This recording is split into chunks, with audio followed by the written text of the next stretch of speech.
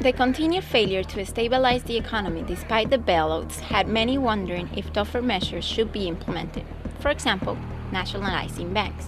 The government may either have to assist by taking away or buying some of the troubled assets, or in some cases they might have to actually take over the whole bank, as they did with IndyMac and as they did with the Washington Mutual, in order to then rescue those assets so they can be repackaged and put back together. But what exactly does this mean?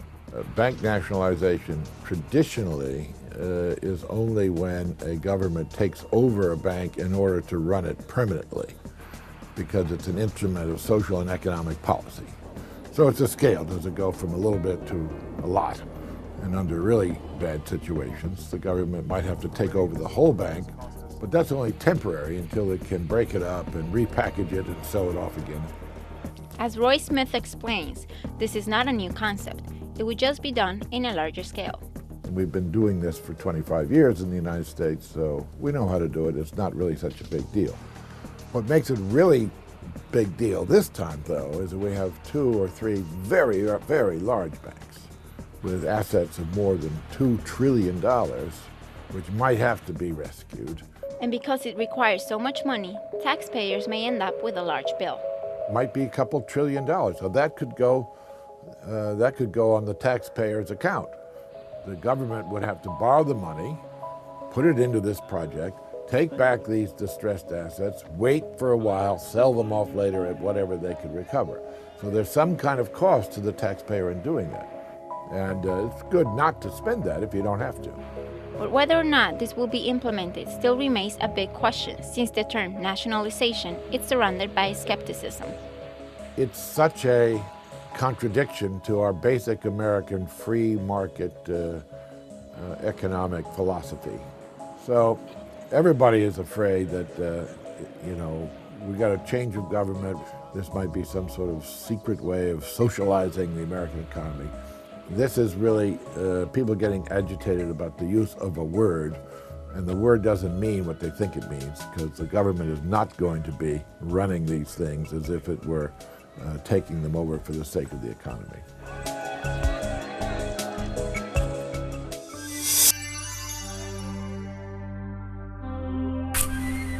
Congresswoman, let me start with you. Yes. What's the state of play in the House of Representatives concerning the idea of the government taking, not just making injections of cash into the banks, but actually owning them? Well, as you know, we have made substantial injections of cash in a number of banks, and it probably will continue for a while. We believe that we have to buy up the toxic assets of some of these banks to unfreeze the credit and to make credit just basically available to families for basic needs. What's interesting about this discussion on nationalization is that it's taken place, period. There is no move in the Congress of the United States toward nationalization as I know and understand it at this point in time. But I never thought in my career I would be involved in a real discussion about whether or not we should do it. We're at the point in time now where, our banks that are too big to fail are calling on the American taxpayers to bail them out. American taxpayers are angry. They don't understand why we are injecting so much money into these banks, and the banks don't seem to be putting the money back out into the economy.